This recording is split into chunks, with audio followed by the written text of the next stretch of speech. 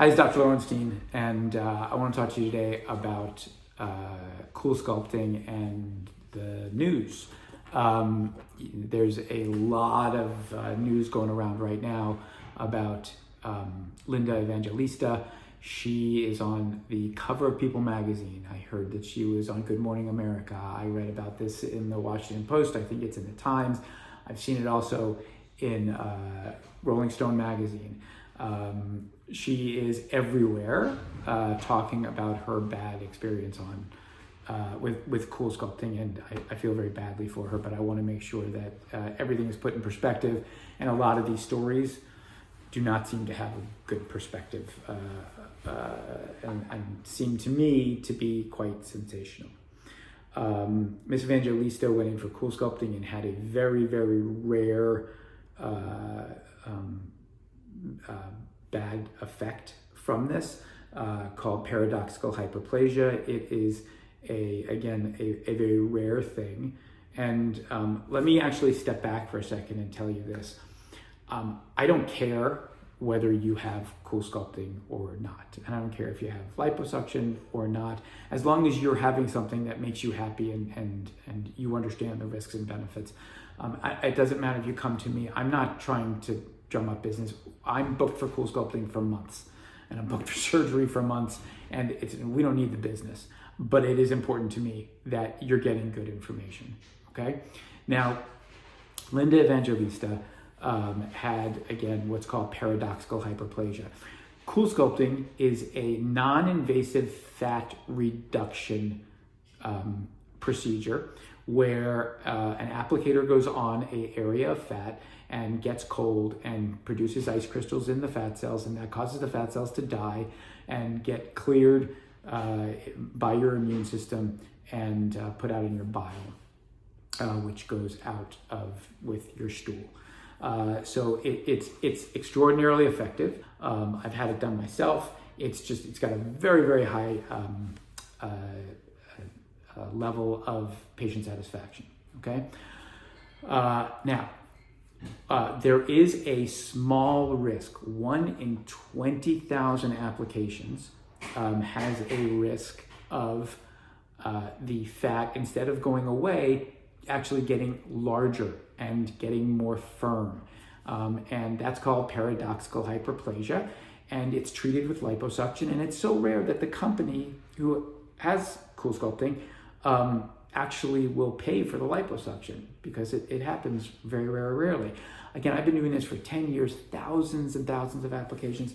I have never had somebody come to my office with paradoxical hyperplasia. I've never seen it myself. Now, it happens, I'm sure it happens, but at a major CoolSculpting center, it's so rare that I've never seen it. In Miss Evangelista's case, apparently because she was famous and they were concerned for their business model, they wanted her to sign a non-disclosure agreement, which she didn't want to do, and so she paid for the liposuction herself, and et cetera, et cetera. And I gotta, personally, again, this is my opinion, I think it was handled poorly by the company. I don't think she should have been asked to sign a non-disclosure agreement, but it's not my business, right? So it is what it is. But in any case, that's how it was. That's how it was dealt with. Now, I want to put this in perspective. This happens 1 in 20,000 treatments. Okay. Now, 2 out of every 20,000 people are likely to die in a fatal car accident. Okay, and this is data from the people that actually track car accidents and fatalities and all that kind of thing. It's called the IHHS or something. I don't remember the actual name of it, but this is where this data is from. So again, you're twice as likely to die in a car accident as you are to get paradoxical hyperplasia. Cholecystectomy, which is taking your gallbladder out, is one of the most common procedures, surgical procedures done in the world. And one of the complications of that, one of the more serious ones, called a bile duct injury, where bile can leak from from its conduit down out into the abdomen, and that can get you very, very, very sick and can kill you. That happens the same amount with the same amount of risk as paradoxical hyperplasia. About 1 in 20,000 people experience this. And again, it's done every day all over. It is one of the most common operations, period. Okay?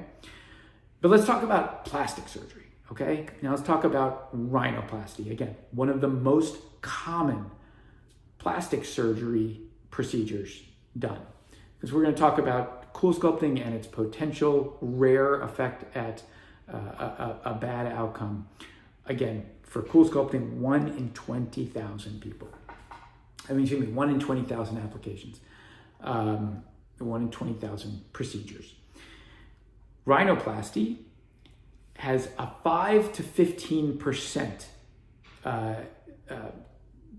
poor outcome. Now, that means 5 to 15 people out of 100 have a poor outcome that needs to have secondary surgery after rhinoplasty, one of the most common procedures. Now, if you're going to talk apple to apples, again, CoolSculpting, 1 in 20,000 people have this,